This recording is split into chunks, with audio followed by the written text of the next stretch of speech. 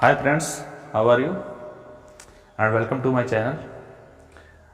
आज हम लोग पास्ट इंडेफिनिट के बारे में बात करेंगे। मैं आपको प्रेजेंट के बारे में सारी सीरीज दे चुका हूँ, जिसमें present indefinite, present continuous, present perfect continuous, ये चार वीडियोस बन चुकी हैं इसके ऊपर।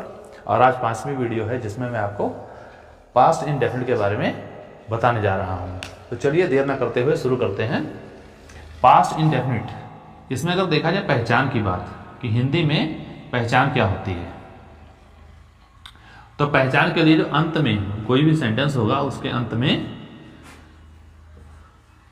या तो मिलेगा ता, था और ती, थी, ते, थे। तो इस प्रकार से ता, था, ती, थी, ते, थे मिलेगा। या अगर ये ना मिले तो आपको ये मिल सकता है अंत में, या तो जैसे आया, गया, खाया, पिया। मीन्स यहां पर आपको क्या मिल रहा, अंत में हर एक में बड़ा की मात्रा मिल रही है, बड़ा की मात्रा। तो आप ऐसे कह सकते हैं अंत में या तो या, ये, इनमें से आपको कुछ मिल जाता है तो आप समझ जाइए कि ये पास्ट इंडेफिनिट का है। लेकिन हिंदी में तो हम लोग समझ लेंगे, देखना है कि हम इंग्लिश में कैसे समझेंगे। इंग्लिश में पहचानने के लिए हम क्या करते हैं, इसमें कुछ कीवर्ड्स होते हैं, जैसे कि हम कहें यस्टरडे, यस्टरडे आ जाए, एगो आ जाए, लास्ट आ जाए। तो इस प्रकार से जो कुछ शब्द आते हैं जो कि पास्ट को इंडिकेट करते हैं, तो वहां पर पास्ट इंडेफिनिट हो जाता है।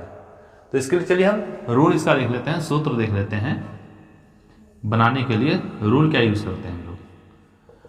तो जो भी आपका सब्जेक्ट होगा, अब चाहो वेदर इट इज सिंगुलर और प्लूरल, चाहो ये सिंगुलर हो या प्लूरल हो, हमें सब्जेक्ट देखना है। और सब्जेक्ट देखने के लिए हम क्या पूछते हैं उससे, कौन या किसने, कौन या किसने। अगर कौन का उत्तर मिल जाए तब भी सब्जेक्ट मिल जाएगा, किसने का उत्तर मिल जाए तब भी सब्जेक्ट मिल जाएगा। तो सब्जेक्ट लिखने के बाद में हम क्या करेंगे, मेन वर्ब की सेकंड फॉर्म लगाते हैं। क्या लगाते हैं, सेकंड फॉर्म।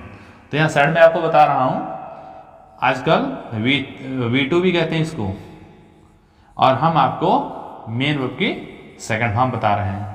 तो आप जैसे भी समझ लें इसको, प्लस ऑब्जेक्ट प्लस अदर। अब वर्ब छांटने के लिए क्या करते हैं, जिसमें भी ये नियम के अंतिम शब्द, अंतिम अक्षर लगे होंगे, जैसे ता लिखा है, खेलता था, खेलती थी, या आया जैसे खेला, पढ़ा, गया, ऐसे करके कुछ मिल जाता है। वही जो अंत में जिसमें हमारे बताया हुआ नियम जो होता है, जिसमें पहचान बताई होती है, उसी शब्द को ले लेंगे और वही शब्द में से हम रूट वर्ड निकाल लेंगे। जैसे खाया, खाया किससे बना, खाने से, खाने को इंग्लिश में क्या कहते हैं, ईट। खेला या खेलता था, तो खेला या खेलता था शब्द किससे बना, खेलने से। तो खेलने रूट वर्ड हो गया, खेलने की इंग्लिश होती है प्ले। तो इन सब के हम क्या करेंगे, मेन वर्ब की सेकंड फॉर्म यूज कर देंगे। मेन वर्ब के सेकंड फॉर्म को, इसको हम पास्ट फॉर्म भी लिखा मिलता है आपको कहीं कहीं, पास्ट फॉर्म। इसका भी ध्यान रखिए आप लोग, भ्रमित ना हो। तीसरा है ऑब्जेक्ट। ऑब्जेक्ट जानने के लिए मैं आपको पहले बता चुका हूं, किससे पूछिए या क्या पूछिए। जैसे उसने बुलाया तो किसे बुलाया, किसको बुलाया। उसने लिखा तो क्या लिखा, उसने पढ़ा तो क्या पढ़ा, उसने खरीदा तो क्या खरीदा। आप इस प्रकार से क्या पूछेंगे या किसको पूछेंगे तो आपको मिल जाएगा ऑब्जेक्ट। अदर जानने के लिए हम लोग क्या करते हैं, इसको ऐसे आप लोग ध्यान दीजिए, ये पॉइंट बता रहे हैं हम, MPT। तो MPT का मतलब है, T से क्या है, टाइम, P से क्या है, प्लेस, M से क्या है, मैनर। बस आप यही चीजें पूछ लीजिए तो तो सबसे पहले आप नंबर 1 पे क्या पूछेंगे, कैसे। नंबर 1 पे पूछेंगे कैसे, और पी के लिए क्या पूछेंगे, कहां। इसको कहां कहां कहां 3 बार पूछ सकते हैं आप। यहां पर ये है कि कभी कभी हम प्लेस जो है, प्लेस के बारे में एडवर्ब ऑफ प्लेस जो होती है वो एक ही जैसी 3 आ जाती हैं। जैसे महात्मा गांधी का जन्म भारत के पोरबंदर गांव में हुआ था, पोरबंदर में हुआ था, सॉरी, महात्मा गांधी का जन्म भारत के पोरबंदर में हुआ था। जैसे कि महात्मा गांधी का जन्म भारत के गुजरात के पोरबंदर गांव में हुआ था। तो इसमें छोटा कौन सा है, पोरबंदर। तो यहां लिखे एट पोरबंदर पहले लिख लेंगे, और पोरबंदर किसमें पड़ता है, गुजरात में पड़ता है, तो इन गुजरात कर देंगे। गुजरात किसमें पड़ता है, इंडिया में, इन इंडिया कर देंगे। Means at Porbandar in Gujarat in India. इस प्रकार से इसका क्रम लेगा, और यही टाइम के लिए यूज करेंगे हम लोग। कब कब कब, जैसे वह मुझे सोमवार को शाम को 5 बजे मिला, तो ही मेट मी। जैसे ही मेट मी, वो मुझे मिला। कब मिला, पहले आप छोटा टाइम बताना है कि सोमवार को सोमवार बड़ा है, शाम को शाम उससे छोटा है, 5 बजे मिला। 5 शाम में बजते हैं, 5 शाम के समय कोई एक टाइम है 5 बजना, तो एट 5 o'clock पहले लिखेंगे, इन द इवनिंग शाम को लिखेंगे, ऑन मंडे लास्ट में लिखेंगे। तो इस प्रकार से छोटे से बढ़ते हुए क्रम में लेकर जाना है इसको। आशा करते हैं आपको ये पॉइंट समझ आ गया होगा। एमपीटी को याद रखिए, बाकी आपको कुछ याद नहीं रखना। चलिए आगे देखते हैं सूत्र के हिसाब से। अब यह जैसे कहना है, वह मेरे साथ पिछले साल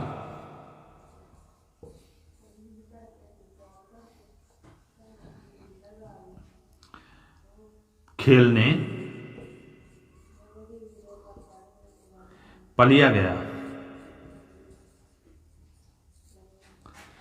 तो हम इसको मिटा दे रहे हैं। अब इस समय आपको बता चुके हैं, एमपीटी को ही याद रखना है आपको, बाकी तो आप समझ ही चुके होंगे। पलिया गया। तो देखिए सबसे पहले हम पूछेंगे कौन गया, सब्जेक्ट है कौन, वह के लिए क्या लगेगा, ही। अगर यहां पर गई होता तो समझ जाते, यहां से बता देता वो लड़का है या लड़की है, तो गई होता तो यहां पर शी लगाते, तो गया ही। और अंत में हमने बताया था मेन वर्ब कौन सी होती है, जिसमें देखिए ये पहचान मिली, या इसमें मिला है, तो गा में मिला है। गा मीन्स जाना, गया मतलब जाने से बना है, तो जाने को इंग्लिश में कहते हैं गो।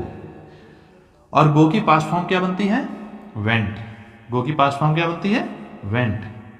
वह गया, कहां गया, पलिया गया। He went to Palia.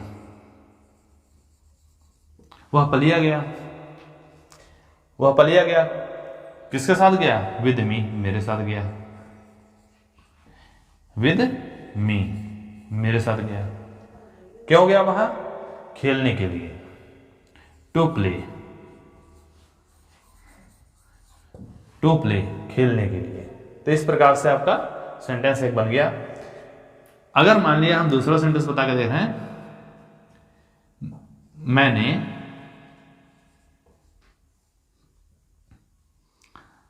3 दिन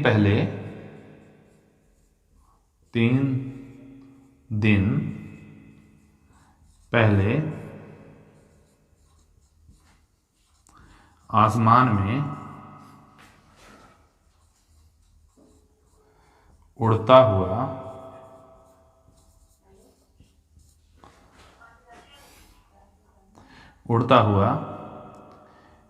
प्लेन देखा, मतलब हवाई जहाज देखा।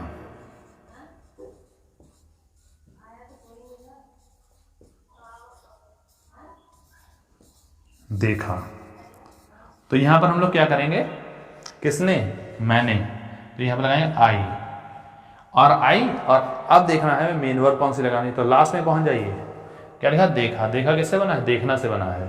तो देखने को क्या कहते हैं? सी। सी की सेकंड फॉर्म क्या होगी? सा। आई सा, मैंने देखा। देखा, अब देखना है ऑब्जेक्ट। ऑब्जेक्ट के लिए हम क्या पूछेंगे? क्या देखा? देखा तो क्या देखा? क्या देखा? हवाई जहाज देखा। और हवाई जहाज कैसा था? हवाई जहाज पीला था, हरा था, कैसा था? उड़ता हुआ देखा था। कैसा देखा था? उसकी क्वालिटी बता रहा है। ये जो है ना एडजेक्टिव का काम कर रहा है, क्योंकि ये पार्टिसिपल में यूज हुआ है, लेकिन वो कर प्रेजेंट पार्टिसिपल है, एडजेक्टिव का काम कर रहा है, क्योंकि वहां पर काम जारी था, उसका उड़ने का काम जारी था, इसलिए हम फ्लाई, फ्लोन, और फ्लाई, फ्ल्यू, फ्लोन होता है, और फ्लाइंग आईएनजी फॉर्म होती है, हम इसमें फ्लाइंग लगाएंगे। और फ्लाइंग एरोप्लेन, तो a flying aeroplane. A flying aeroplane कहां उड़ रहा था वो? आसमान में। आसमान में। तो in the sky. In the sky कब देखा? अब देखिए, क्या देखा हो गया, कैसे देखा वो तो है नहीं, है कहां देखा। देखिए ये नहीं मिला, प्लेस। कहां देखा? In the sky. फिर टाइम का यूज करेंगे, कब देखा? 3 days एगो। 3 days एगो बन गया ये सेंटेंस। अगर इसको हम निगेटिव बनाना चाहें तो निगेटिव के लिए क्या होता है? डिड नॉट फर्स्ट फॉर्म का यूज करते हैं। अगर हम निगेटिव बनाना चाहें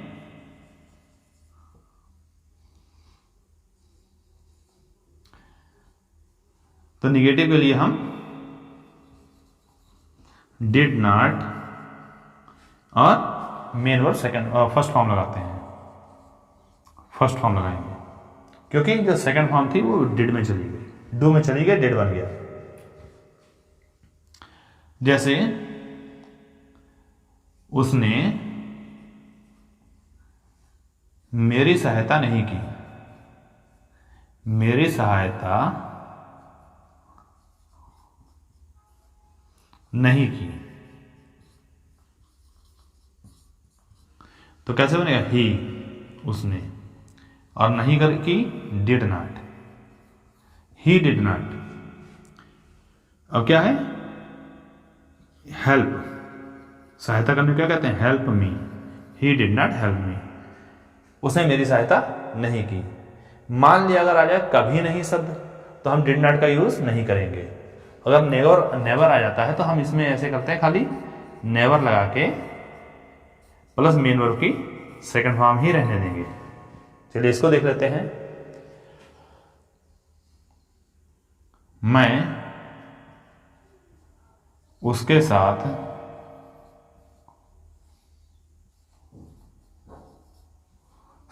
कभी नहीं खेला। कभी नहीं खेला। तो यहां पर क्या करेंगे हम लोग? आई, यहां डिड नहीं लगाएंगे। नेवर अगर शब्द कभी नहीं लगाना है, कभी नहीं के लिए इंग्लिश होती है नेवर। नेवर हो, ऑलवेज, एवर, सेल्डम, ये कुछ वर्ड्स होते हैं जो कि एडवर्ब्स होती हैं।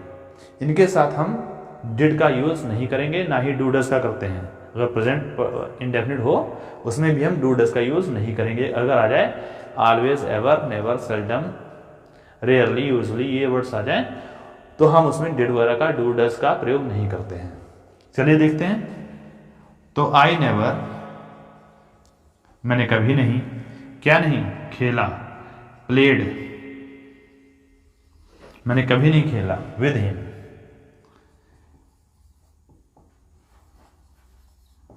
With him, I never played with him. अगर यहीं पर हम बात करें इंट्रोगेटिव की, जैसे कि सबसे पहले क्या आ जाए, तो सबसे पहले क्या अगर आ जाए तो हम इसमें डिड लगा देंगे पहले और प्लस सब्जेक्ट लिख देंगे और प्लस मेन वर्ब की फर्स्ट फॉर्म हो जाएगी और क्वेश्चन मार्क लास्ट में लगेगा ही। तो इसको देखें, क्या तुमने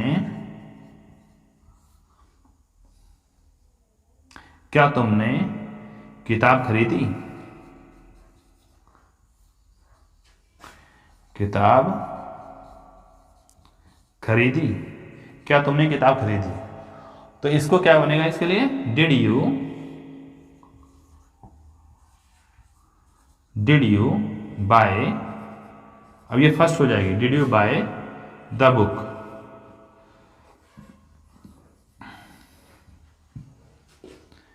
और क्वेश्चन मार्क। यहां पर आपको डाउट हो रहा होगा कि द लगाया है, कहीं पर ए लगता है। कैसे लगता है? ए तब लगता है जब कोई एक जिसके बारे में हमें पक्का पता नहीं होता है। जैसे मैंने एक लड़का देखा, आई सा अ बॉय, वो लड़का कौन सा था? क्या उसको जानता था? नहीं। तो आई मेट द बॉय, और दोबारा जब यूज करेंगे उसके लिए दा लग जाएगा।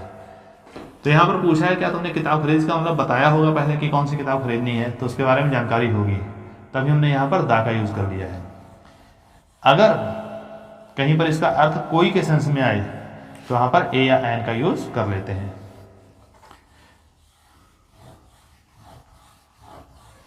और वीडियो अगर आपको अच्छी लग रही है तो प्लीज लाइक सब्सक्राइब करिए, मनोबल बढ़ाइए मेरा भी।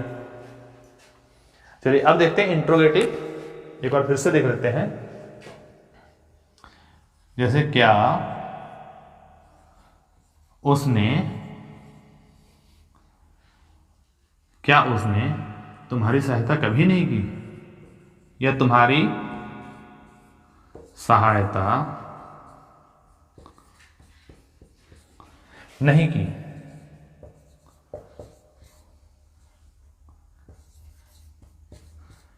तो यहां पर आप कहेंगे डिड पहले लगाना है, डिड ही नॉट, नहीं हो गया, हेल्प, और हेल्प के बाद you, did he not help you, क्या उसने तुम्हारी सहायता नहीं की। मान लिया अगर ये सेंटेंस ऐसा आ जाए, क्या उसने तुम्हारी सहायता कभी नहीं की, कभी नहीं की, तो ये कैसे बनेगा? तो इसमें आपको हमने निगेटिव बताया था कि डिड नहीं लगाना है, निगेटिव सेंटेंस में डिड नहीं लगाना है, लेकिन जब इंट्रोगेटिव सेंटेंस में डिड पहले चाहिए होता है तो वो तो मजबूरी में लगाना ही पड़ेगा। तो did he not, never, did he कभी नहीं के लिए नेवर लग गया, हेल्प यू, क्या उसने तुम्हारी सहायता कभी नहीं की। तो इस प्रकार से ये सेंटेंस बन गया। अगर हम क्या और क्यों बीच में अगर आता, कोई क्वेश्चन वर्ड अगर किसी सेंटेंस के बीच में आता है तो उसको हम सबसे पहले लिख देते हैं बिगिनिंग में। जैसे कि तुमने मुझे कहां देखा, कहां देखा, तो कैसे बनेगा? वेयर, क्योंकि कहां की इंग्लिश सबसे पहले लगानी पड़ेगी। वेयर डिड यू सी मी। आप लोग लगता होगा कि ये सेंटेंस जो है इंग्लिश मीडियम वाले जो हैं इंग्लिश बोलते हैं बहुत जल्दी से बोलते हैं, लेकिन हिंदी वाले नहीं बोल पाते हैं। क्यों नहीं बोल पाते? हिंदी वालों को पहले देखना होता है कि ही लगा है, एक वचन है बहुवचन है, फिर देखना पड़ता है, लास्ट में आइडिया लगाते हैं कि की है या करता है। अगर करता है लिखा होता तो डू डज में से देखना होता। डू डज लगाने के लिए ही है तो डज लगाएंगे, या आई है तो डू लगाएंगे। ये फाइंड आउट करते करते उनको देर लगती है स्पीकिंग में। तो अगर आपको ऐसा करना है तो कुछ ऐसा रूल बनाइए, जब किसी सेंटेंस पूछेंगे, जैसे मान लीजिए किसी से पूछा, तो अगर हम सामने वाले से पूछ रहे हैं तो यू का ज्यादा यूज करते हैं, डू यू, डिड यू, ये आप मन में रट के रखिए। और अगर वो आंसर हम देंगे तो अगर हम प्रेजेंट की बात करेंगे और सामने वाले यू से ही बात करेंगे तो उसका यू का आई बन जाएगा। आई वेंट, आई डिड, इसका यूज करेंगे। आई डू, आई गो, इसका यूज करेंगे। तो इस प्रकार से हम लोगों को पहले ये माइंड में सेटअप करना पड़ता है। इंग्लिश में वेयर, व्हेन, व्हाई, ये सबसे पहले हमें यूज करना पड़ता है, देखना पड़ता है। चलिए इस प्रकार से आप समझ गए। अब चलिए अगला पॉइंट बताता हूं आपको। 2-3 पॉइंट ऐसे हैं कि तो आता है कभी कभी, जैसे मैंने तुम्हारी सहायता तो की थी। ये इंट्रोगेटिव नहीं है, मैंने तुम्हारी सहायता की तो थी। तो ये है, इसमें तो वर्ड जो आ गया अलग से, इसके लिए हम क्या कैसे हैंडल करेंगे? तो आई, कुछ नहीं करना, जब तो आए, अगर प्रेजेंट वाले में आता है तो डूडस लगा देंगे, अगर पास्ट में आता है थी वाले में तो वहां पर डिड लगा देंगे। जैसे नाट लगाने के लिए नाट मत लगाइए, जैसे यहां पर है नहीं। अगर मान लिया नाट वाला कोई सेंटेंस होता, उसमें से नाट हटा दिया तो वाला सेंटेंस अपने आप बन जाता। तो आई डिड हेल्प यू, जैसे अगर I did not help you लिखा होता तो मैंने तुम्हारी सहायता नहीं की, और नॉट हटा दिए यहां से, आई डिड हेल्प यू, मैंने तुम्हारी सहायता की तो थी, तो वो बन जाएगा। तो इस प्रकार से पास्ट सेंटेंस में थोड़ा बहुत मैंने आपको बताने का प्रयास किया है। आगे मैं इसके ऊपर मल्टीपल चॉइस क्वेश्चंस लेकर आऊंगा जब हमारी ये वीडियोस पूरी हो जाएंगी टेंस के ऊपर। धन्यवाद।